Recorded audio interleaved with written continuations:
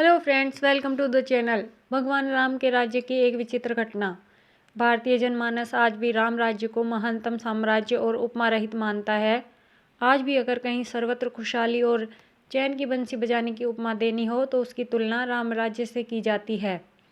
आखिर ऐसा क्या था राम राज्य में?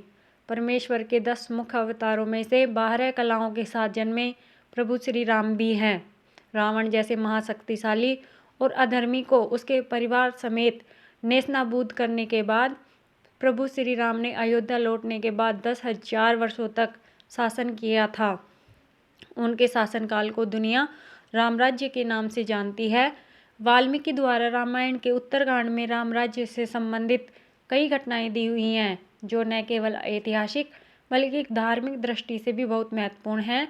उन्हीं में से एक घटना का वर्णन यहाँ किया जा रहा है, जो अपने आप में बहुत कुछ समेटे हुए है। एक दिन के तीसरे पहर राजसभा में बैठे हुए राजा राम ने अपने अनुज लक्ष्मण से कहा, लक्ष्मण देखो, दरबार के बाहर कोई न्याय प्राप्त करने के लिए तो नहीं आया है। लक्ष्मण बड़े भाई की आज्ञा पाते ही तुरंत बाहर गए और चारों ओर दृष्टि दौड़ाकर देखा। उनको वहां कोई दुखिया दिखाई नहीं पड़ा। लक्ष्मण राजमहल में वापस आकर राम से बोले, भैया, बाहर तो ऐसा कोई भी मानव नहीं है जो क्षुब्ध हो या दुखी हो या कुछ निवेदन करने के लिए आया हो। लक्ष्मण के वचन से राजा राम को संतोष नहीं हुआ। उनकी बेचैनी लक्ष्मण समेत वहां दरबार में उपस्थित प्रत्येक व्यक्ति महसूस कर रहा था। उन्होंने लक्ष्मण से पुनः कहा, लक्ष्मण, मुझे विश्वास है कि नीति और उचित न्याय पद्धति से शासन करने पर प्रजा सर्वदा सत्य के मार्ग पर अग्रसर रहती है और उसे किसी भी प्रकार का कष्ट नहीं मिलता। यह सब होते हुए तुम प्रजा के हित में चिंतन में सर्वदा सक्रिय रहना। अब एक बार पुनः बाहर जाकर किसी भी कायार्थी, अर्थार्थी या न्यायार्थी का पता लगाओ। ऐसा भी कोई प्राणी यहाँ से निराश होकर ना जाए। श्री राम की आज्ञा पाते ही पुनः लक्ष्मण बाहर गए, लेकिन इस बार भी उन्हें कोई राजभवन के बाहर कोई भी मनुष्य दिखाई नहीं दिया।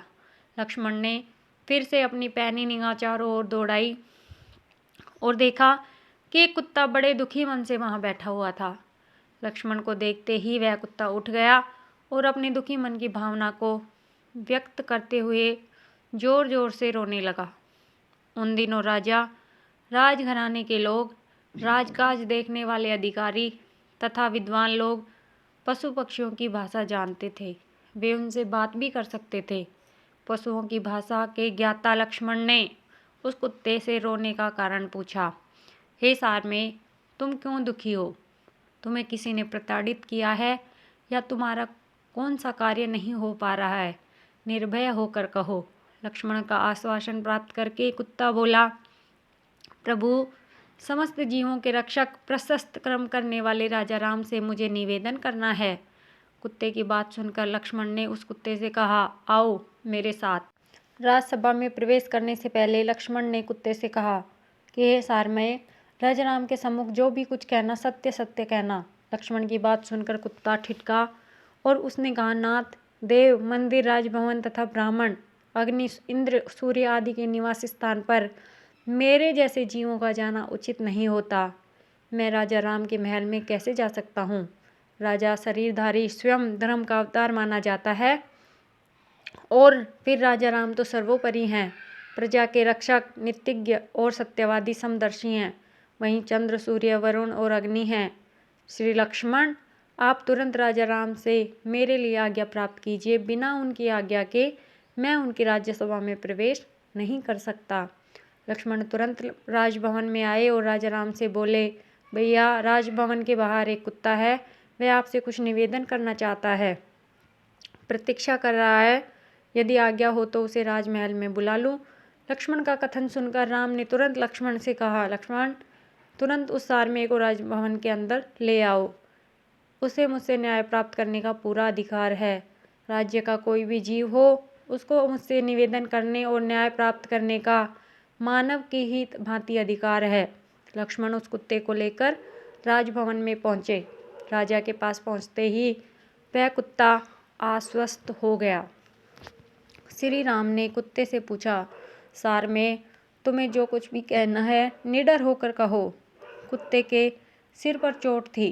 उसने सिर पर लगी चोट को देखकर राम का ध्यान उधर आकृष्ट हो गया। श्री राम का ध्यान अपनी ओर आकृष्ट होकर देखकर कुत्ते ने उनसे निवेदन किया, प्रभु जी, समस्त प्राणियों का रक्षक और स्वामी होता है। प्रजा जब सोती है तब राजा जागकर प्रजा की रक्षा करता है। हे राघव, आप तो समस्त प्राणियों के प्राण हैं। आप ही हमारी कर्ता धर्ता और रक्षक हैं, त्राता हैं, विधाता हैं। आप श्रेष्ठ जनों द्वारा आचरित कर्म करते हैं। आप धर्मात्मा और सद्गुणों के सागर हैं। यदि मैंने कोई अनुचित बात कह दी हो या आगे मेरी जीवा से निकल जाए तो आप मुझे क्षमा कर दें। मैं सिर झुकाकर आपका अभिवादन करता हूँ। स्वान के मुख से ये वचन सुनकर श्री राम थोड़ा अधीर होकर गंभीर वाणी में स्वान से बोले, हे सार में, शीघ्र निडर होकर बोलो, तुम क्या चाहते हो।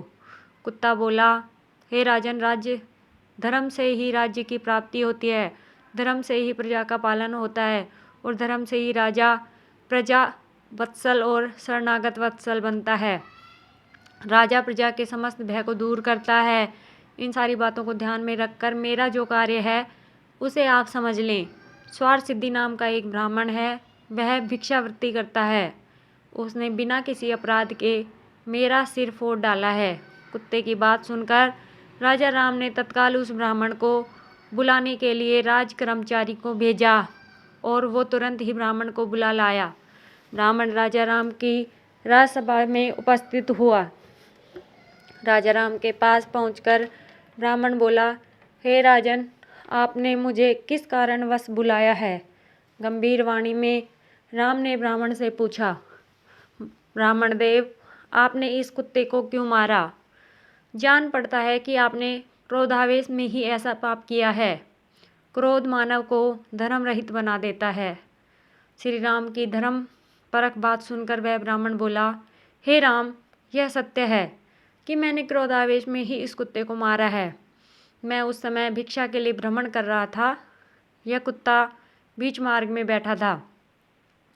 सुबह से भिक्षा उस समय तक नहीं मिली थी, अतः मैं कुछ दुखी था। मुझे भूख भी लगी थी। मैंने इसे मार्ग में से हट जाने को कहा, किंतु यह मार्ग में नहीं हटा। मैं भूखा तो था ही, क्रोध आ गया मुझे और उसी क्रोध में मैं इसे मार बैठा। मैं अवश्य दोषी हूँ और इसे स्वीकार करता हूँ। इस अपराध को आप जो भी दंड देंगे वो मुझे स्वीकार्य होगा। आपसे दंड पाने के बाद मुझे नरकगामी होने का भय नहीं रहेगा। ब्राह्मण की बात सुनकर राजा राम अपने समस्त सभासदों से पूछने लगे, इस ब्राह्मण को क्या दंड दिया जा सकता है। उस समय राम की सभा में गुरुकुल वशिष्ठ ऋषि आदि श्रेष्ठ विद्वान उपस्थित थे। सभी ने अपना निर्णय सुनाया। ब्राह्मण अवैध होता है, किंतु आप यह भी जान ले कि राजा शासक तो होता ही है, सबका शिक्षक भी होता है। आप स्वयं परमात्मा के अंश हैं, शरणागत वत्सल हैं। उस दिव्य सभा में सभासदों के मनोभाव को जानकर वो कुत्ता अचानक बीच में ही बोल उठा, हे राजन, यदि आप मुझ पर प्रसन्न हैं तो कृपा करके आप मेरा मनोरथ सिद्ध करें। आपने पहले ही मुझे आश्वस्त कर दिया है। हे प्रभु, आप इस ब्राह्मण को कालिंजर के मठ का महंत बना दें। कुत्ते के मुख से ऐसी बात सुनकर राम मुस्कुराए, लेकिन बाकी सभी चकित थे। दंड के रूप में कालिंजर का मठाधीश बनाए जाने के अनुरोध का रहस्य वह कोई नहीं जान सका। सभासदों के आश्चर्य के बीच अकेले राम के चेहरे पर मुस्कुराहट थी। कुत्ते की मांग को पूरा कर दिया गया। ब्राह्मण भी इस दंड से प्रसन्न हुआ। नित्य की भिक्षावृत्ति से छुटकारा मिला। ब्राह्मण को हाथी पर बिठाकर विदाई दी गई, क्योंकि उस काल की परंपरा में यही नियम था। ब्राह्मण की प्रसन्नता का ठिकाना न रहा। वशिष्ठ आदि मुनि गंभीर होकर बैठे थे। कुछ सभासद कुत्ते की मांग का परिहास उड़ा रहे थे। वे मुस्कुराते हुए अपने राजा राम से पूछे, हे महाराज, ब्राह्मण को तो ये दंड के बदले वरदान मिल गया, ये कैसा न्याय था। श्री राम ने विनोदपूर्ण स्वर में कहा, प्रतीत होता है कि आप लोगों को यह रहस्य समझ में नहीं आया। अब आप लोग इस ज्ञानी स्वान से ही इस रहस्य को समझिए। राम ने स्वयं उस कुत्ते से कालिंजर की महती का रहस्य समझाने को कहा। कुत्ते ने बताना शुरू किया, हे राजा राम, पूर्व जन्म में मैं उस कालिंजर के मठ में मठाधीश था। मैं मठ में स्वादिष्ट और सुगंधित भोजन पाता था और दूसरों को भी खिलाता था। मैं नित्य देवों का भी पूजन करता था। अपने अधीनस्थ जनों का पालन भी करता था। मैं समस्त कार्य में धर्म और नीति का महत्व भी देता था। इतना करने पर भी मुझे कुत्ते की योनि में जन्म लेना पड़ा, लेकिन उन अच्छे आचरणों के कारण मेरे पूर्व जन्म का ज्ञान मुझे बना रहा। कुत्ता कहता ही गया, महाराज, ब्राह्मण तो क्षमाशील, जितेंद्रिय और दयालु होते हैं, किंतु यह ब्राह्मण तो अत्यंत क्रोधी है, धर्म शून्य, अहितकर, हिंसक स्वभाव का और मूर्ख भी प्रतीत होता है। वहाँ का महंत बनकर तो ये अपने माता और पिता के कुलों को भी नरक में ले जा सकता है। हे राजन, चाहे कैसी भी स्थिति क्यों न आए, ज्ञानी मनुष्य को कहीं किसी स्थान की महती स्वीकार नहीं करनी चाहिए। हे प्रभु, जिसको बंधु बांधवों सहित नरक में भेजना हो, उसे देव, गो, ब्राह्मण के अधिष्ठान का महंत बना देना चाहिए। हे सर्वज्ञ, जो देव, बालक, स्त्री तथा ब्राह्मण के लिए धन को अर्पित स्वयं भोगता है, वह निश्चय ही नरक में जाता है या नरक तुल्य कष्ट भोगता है। कुत्ते की बात सुनकर राजा राम गदगद हो गए, कुछ विस्मित भी हुए, और लेकिन सारी सभा स्तब्ध थी। इस रहस्य का उद्घाटन करने के बाद वह कुत्ता वहां से आया था वहीं चला गया। कुछ समय पहले कुत्ते के न्याय का परिहास करने वाले सभासद सब मौन थे। बोलो श्री राम।